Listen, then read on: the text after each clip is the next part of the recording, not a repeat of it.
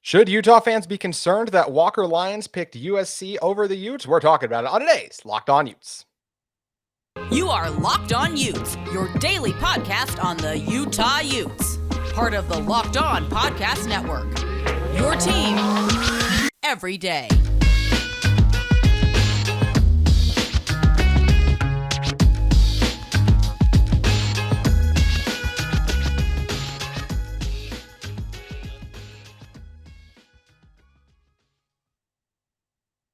Hello, everyone, and thank you for making Locked On Utes your first listen every single day. We are available on all platforms, including YouTube. Make sure you guys follow the show at Locked On Utes. You can also interact with me at JT Wistrcill, and we'd love to talk with you guys on the YouTube comments as well. Today's episode is brought to you by FanDuel. FanDuel, the official sports book of Locked On and the NFL. Make every moment matter more. Visit FanDuel.com/Locked On today to get started. On today's show, we're going to talk about Walker Lyons, all other things Utah football recruiting, and a little bit of Utah basketball. And in order to help us do all that, it's friend of the show in the Salt Lake Tribune's Josh Newman. And Josh, I think a lot of Utah fans woke up and they were pretty bummed out, or just when they got the notification that Walker Lyons was going to be going to USC. On three a while ago, it said he was going to Georgia. That's where personally I felt like that's where he was going to end up at. I felt like that made a lot of sense. In the end, he ends up going to USC. And I think a lot of people are like, well, this is really concerning, like acting like the sky is coming down. And the truth is it's not. Number one, Utah has a phenomenal tight end coach in Fred Whittingham Jr. So I have zero doubt that they're going to continue to get production out of the tight end room. And this is an unbelievable class of talent they've been able to bring in.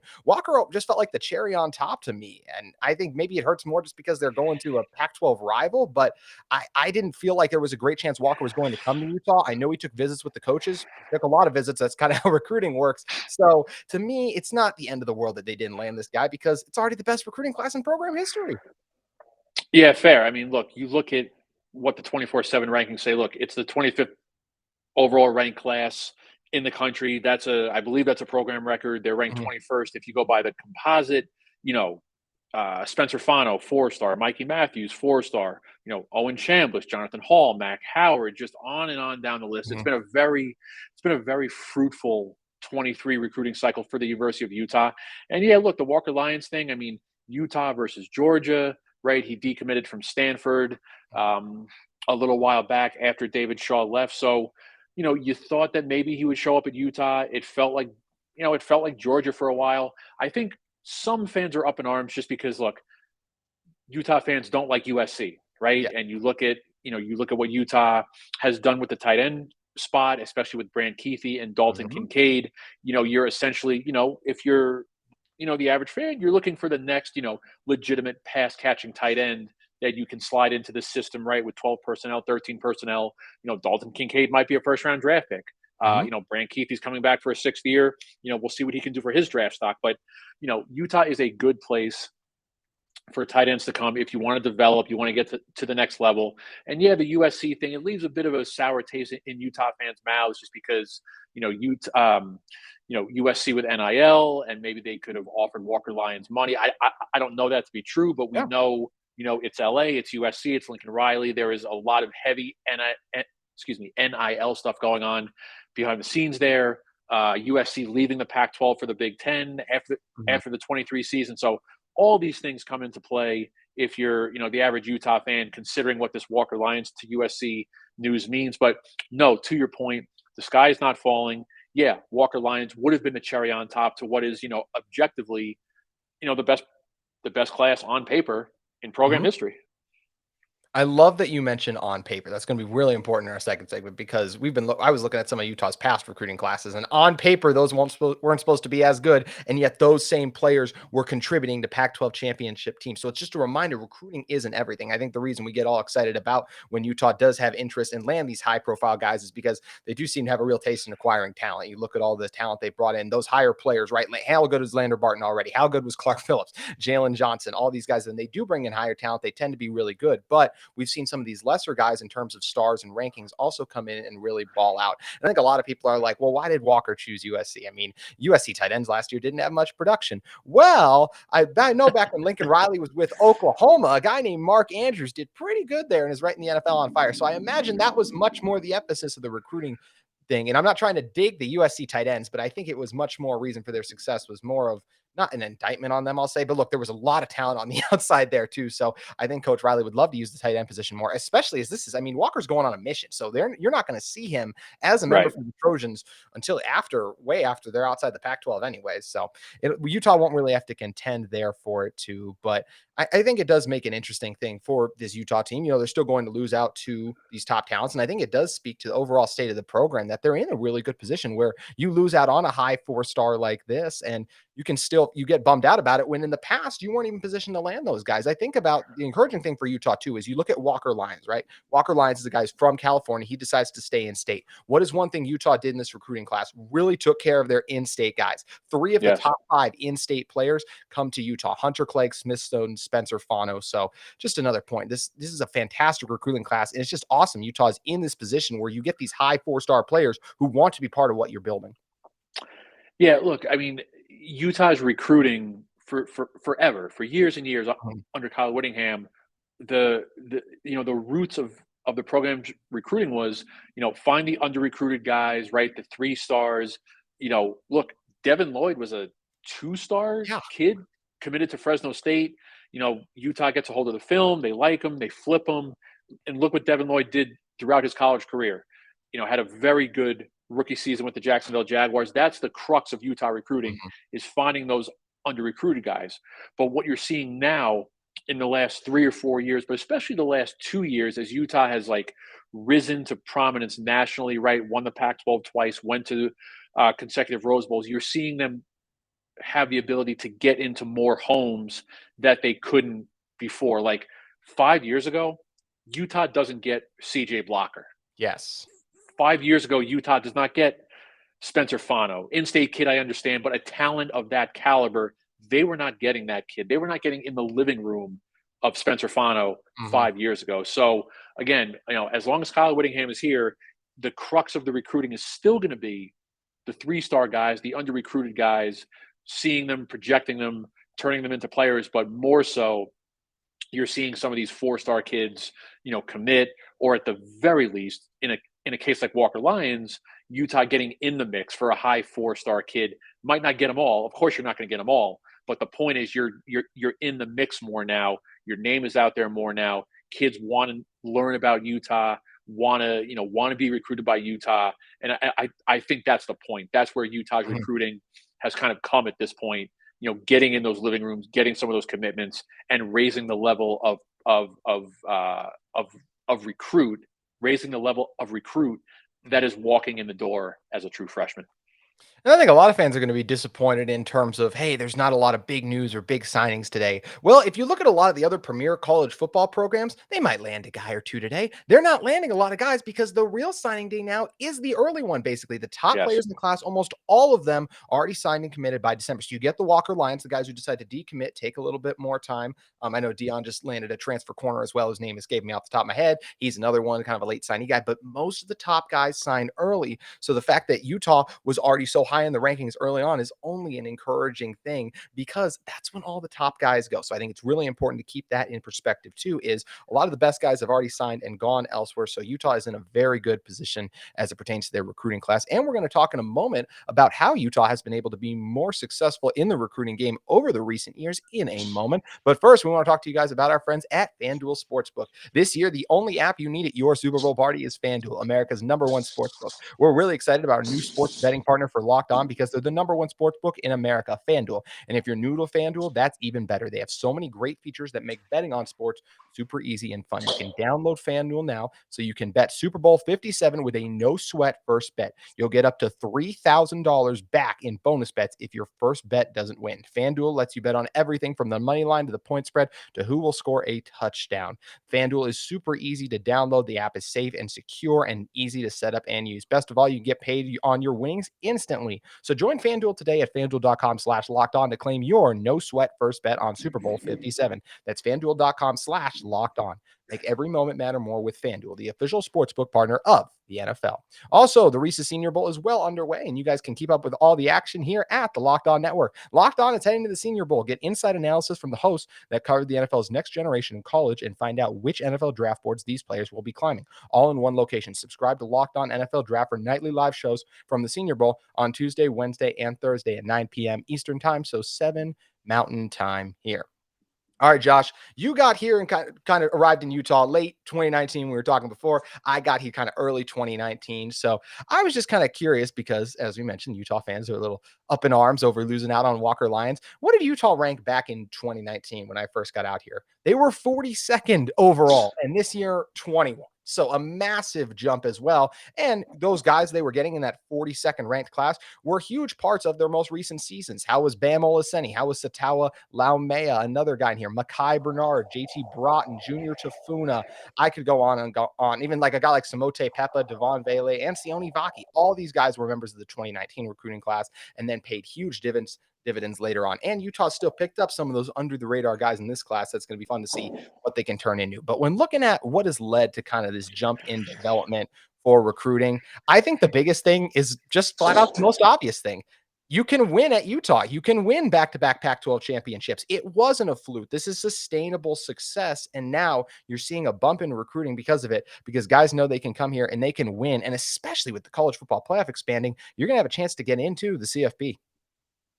Yeah, no, I mean that's the obvious first thing, right? Winning, showing you can win again, winning back-to-back Pac-12 championship games, getting to what is it now? 4 of the last 5 Pac-12 championship games, going to the Rose Bowl. Utah has shown that you can have team and individual success. Coming to this program. Yep. And working and doing that, just to further this point. I mean, another thing that if I was an 18-year-old kid, like trying to choose schools, I think a big thing at Utah is continuity on the coaching staff. Kyle Whittingham has probably, more job security than almost any coach in the country. He's not going anywhere until he decides that it's time to go. Presumably, right? Morgan Scalley, is not going anywhere anytime soon. So your defensive coordinator is going to be around. And look, a position coach, may go here and there, right? Chad Bumpus left earlier this year, took the same job at Mississippi State. But the point is, you are mostly getting coaching continuity, right? Freddie Whittingham is not going anywhere. The tight ends coach, Colton Swan has been here for a number of years as the linebackers coach. Andy Ludwig, the offensive coordinator, he's been here for a number of years. Jim Harding, the offensive line coach, on and on and on. So, you want the coaching profession is unstable, right? Especially at this level, guys are coming, guys are going, guys are getting fired. That seems to be less of an issue at Utah for whatever reason. I understand that Mark Harlan, the athletic director, in conjunction with Kyle Whittingham, have really put together the resources to keep coaches in place and having them want to stay at the University of Utah. So winning games, winning conference championships, going to Rose Bowls, that is obviously a factor, probably the number one factor in recruiting. But I do think that, coaching continuity, certainly plays a large role if you're a young person trying to decide where to spend 4, 5, even 6 years of college. I absolutely agree, because as much as every once in a while you get the Sam Ellinger, right, where we throw up the picture of him in black and white, throwing up the horns, basically, grew up there, loved his school, wanted to go there. And Utah's had that a couple times too. But for the most part, when you pick a school, you're picking the coaches because you have the good relationship with them. You trust them to help develop you too. And I mentioned development because you mentioned individual success too. And that is a huge thing now this Utah program's offering. Clark Phillips, Jalen Johnson, you just mentioned Dalton Kincaid too. If you're an elite player, what can you do? You can come to Utah. You can play early, something Ohio State, Georgia, Alabama, other schools won't offer, and you can get developed while also winning to become a first-round draft pick or just a high draft pick, which is something all these guys, they dream of playing in the NFL. They dream of playing college football, and they dream of playing in the NFL. So it's a big thing for them, too, that they can come in with a coach they trust and work with them to develop their skill set to put themselves in the best position to have success at the NFL level. Good point. I mean, I have nothing to add. I mean, that was pretty succinct. That was well said. I have nothing to add to what you just said. I'll take it, honestly. I appreciate it. Thank you. But I think one of the interesting things is you mentioned, because we talked about Kyle Whittingham. He is very, very, very secure in his job status. And one of the things that's interesting is, you see places like Iowa have been teetering in the past few years. We saw TCU had to make a coaching change from their longer tenured head coach in order to get to the position they just got to with Coach Right. Dykes. But Kyle Whittingham has been able to navigate that and been able to make the changes. And yes, Utah's been winning, but why do you think he's adjusted so well to the times? Yeah, that's interesting. And I've written that a couple of times, just, with his age, I think he's 63 now, Yeah. 62 or 63. Look, his football youth goes back to the 70s and the 80s when, you know, concussions were not a concern Yep. and mental health was not a concern. And all of these things that are prevalent now in the late 70s and the early 80s into the mid 80s, right? He had a cup of coffee in the NFL during the 87 strike season. Those things were not prevalent at all at any level of football. And I think the big thing with Kyle is, as you said, look, he's been willing to adapt to the times, right? We all know the story about, Mhm. Jalen Dixon had some issues in his personal life, left the program, wanted to come back, talk to Kyle. They got him some help, and Jalen Dixon thrived, right, for the Mhm. final, what was it? Yeah, 2 seasons of his Yes. career. Mhm. Certainly played well this past season. So things like that, mental health, nutrition, Mhm. head injuries, the whole thing. He's been willing to adapt to the times. And now, if you look at what is super prevalent now within college football, all the things I mentioned, plus NIL, he is, wanting and willing to adapt to the times. He has leveraged the transfer portal, Yes. well, right? He hasn't hit on all of them, right? But he's Mhm. been willing to dive into the portal for quarterbacks and wide receivers and whatever else, tight ends, right? Dalton Kincaid Yeah. was a transfer portal kid. Cam Rising, Jaquindon Jackson. I understand that Charlie Brewer did not work out here, but at the time, getting Charlie Brewer was a massive get at the Yes. time for Kyle Whittingham. So just his willingness, given again his age, his experience, what football was like for him as a teenager and as a young adult, his willing to adapt to the times is a wildly underrated reason why Utah is in the middle of something of a golden age, right? Yes. With all the winning and the conference championships, I don't think he's gotten enough credit for the job he's done adapting to the times, quite honestly.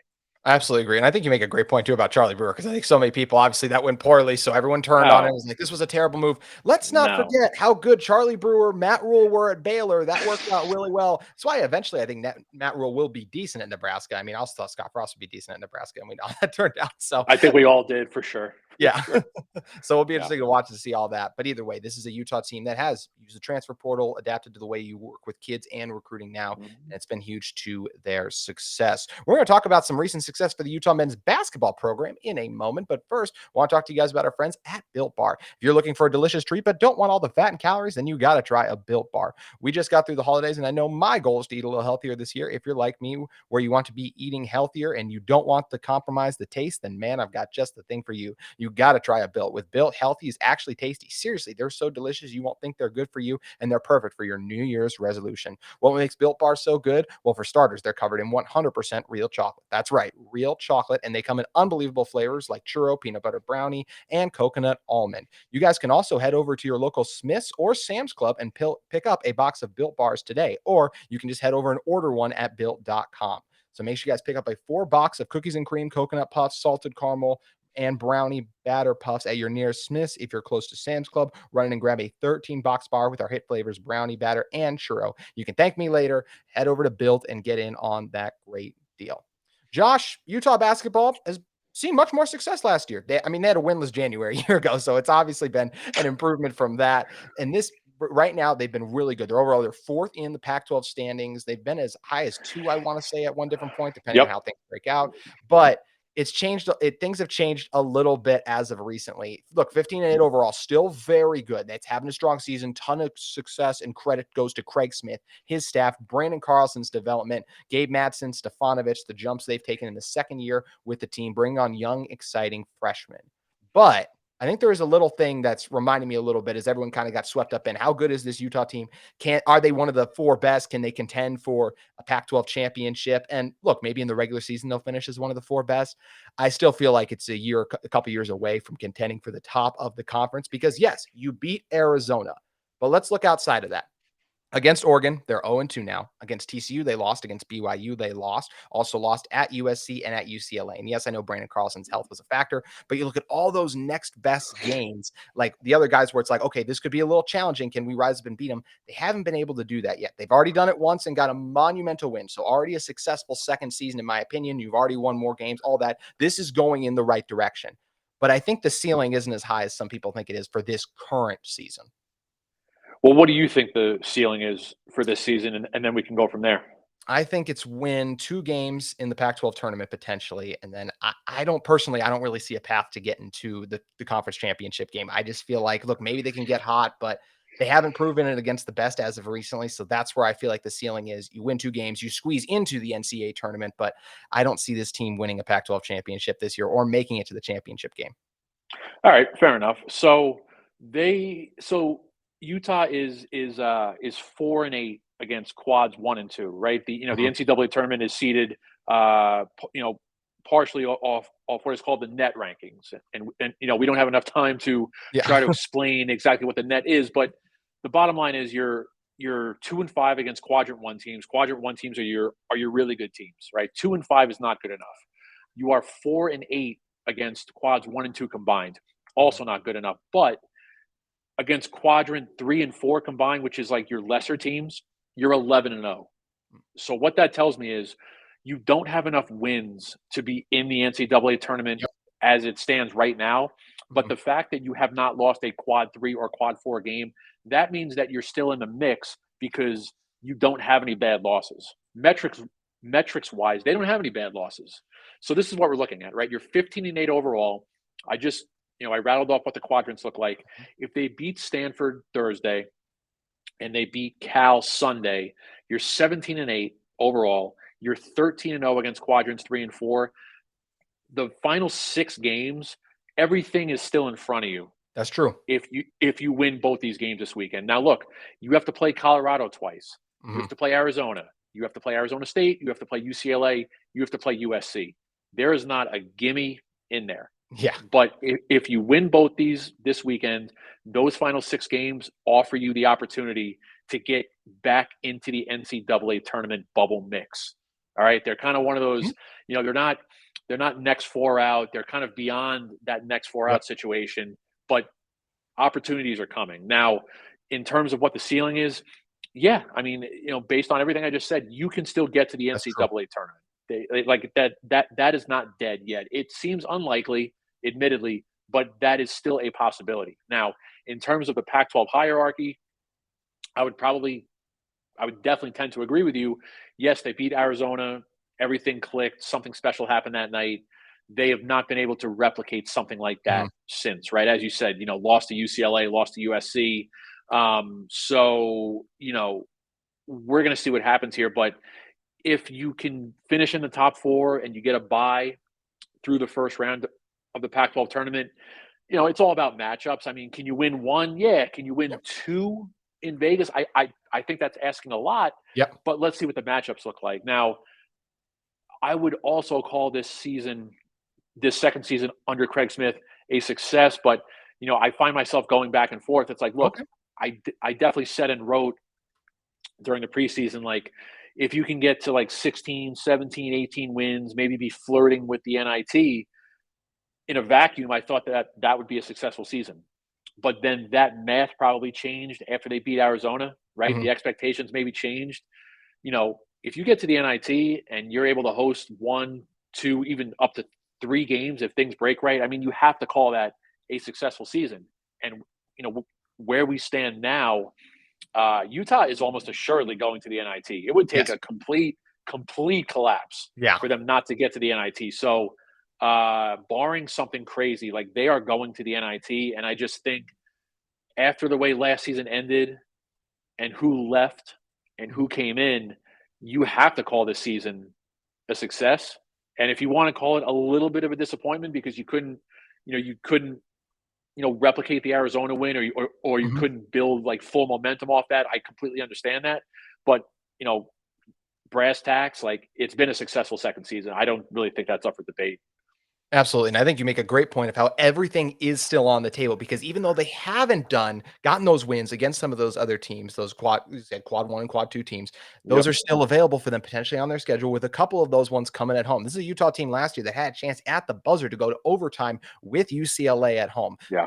They're going to get the Bruins and the Trojans coming to town this time around. They're going to take on Arizona again, Arizona State. You mentioned Colorado too. A lot still on the table for this Utah basketball team. And Josh, before we get you out of here, it is just in a good position, this Utah basketball program now, because of some of the adjustments and the things it feels like Craig Smith has done. I feel like the reason this year's team is having so much success is that blend of the veterans. Best we've ever seen Brandon Carlson. You get leaders on the floor like Marco Anthony, Raleigh Wooster in their second year with the team. And you also get some of the younger guys like a Stefanovic, like a Madsen, who have just developed a little bit more from the previous season and taken some of those steps just in the process of their development. That's one of the things that's led to the growth of this team for me. But in terms of what Coach Smith has done, or if he's done anything differently, what do you think the reason this team is having more success, at least in his second year tenure? Again, guys left after last season, new guys came in. I think there's more of the right pieces that Craig needs to employ what he wants to do. Specifically, this is a much more willing team in terms of defending out Mhm. on the perimeter, in the interior. So a lot of willing defenders. They're doing a much better job on the boards. I mean, last year's team Yeah. got crushed on the boards a number of times. I think collectively it's a much better rebounding team. And yeah, look, in terms of field goal percentage defense, 3-point field goal percentage defense, this is a top 10 team nationally in both of those categories. Their rebounding margin, I haven't looked at it in a while. I believe it's top Mhm. 25 or top 30 nationally. So those two things, defending and rebounding, that's going to win you a lot of games. I think the one I think the one glaring deficiency is just there's a lack of consistency in terms of shooting, being able to knock down the perimeter jumper. Yep. I mean, there were a few losses that stand out where, like, God, if Madsen could have hit a couple more jumpers, Mhm. if Stefanovic, could have done some more damage from the perimeter, I mean, they would have beaten Mississippi State on a neutral Yeah. floor in Florida. The game at USC, I thought Brandon Carlson was terrific at USC, but he got no help from Mhm. anybody.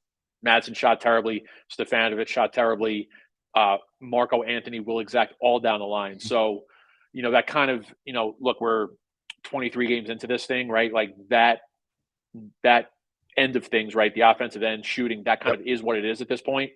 So, defense and rebounding will pull them through a lot of nights. But as you start to look at the offseason, right, the nature of the sport, more guys will transfer or graduate or whatever. They need to find new pieces to fill those holes. You Mhm. have to find some more offense. Like, I don't know what they're going to do.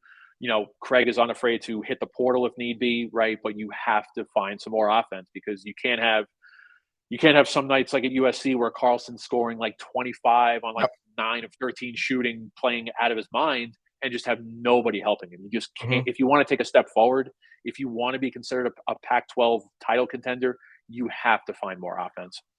You absolutely do. And I think one of the things that's crazy is I think if you told almost everyone going into the season that Mike Saunders would just really not be involved in the rotation at this point, or just putting up the numbers he's putting up, I don't think anyone would have thought that Utah basketball would be having this kind of success. Cause I know at least me personally and a lot of people thought he was going to be a big part of it. So it's a testament to the growth and development of this team overall that they're in this position. And it's going to be a lot of fun. And hey, Utah fans, I mean, if you want to see this team accomplish those things, come into the game, support this team. It's been a much better home court advantage for the Utes this current season. So come out to some of the games, see some of these tough matchups the Utes have coming up. Because I'll tell you one thing, I think it's going to be a great game. And Josh, if people want some more Utah basketball and Utah football coverage, where should they go look at?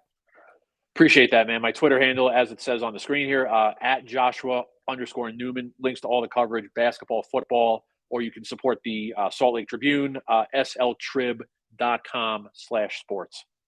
Make sure you guys head over there. Big thanks to Josh, as always, for joining us. If you guys are in the market for a second listen every single day, we recommend you check out the Locked On College Basketball podcast. It's a brand new podcast with Locked On College Basketball, where you have experts Isaac Shade and Andy Patton bringing you everything you need to know on and off the court. Plus, you're from big name experts, coaches, and players throughout the basketball landscape. Locked On College Basketball, available on YouTube and wherever you get your podcast. Big thanks to Josh once again for joining us. That's going to do it for today's edition of Locked On Utes, but we'll see you tomorrow.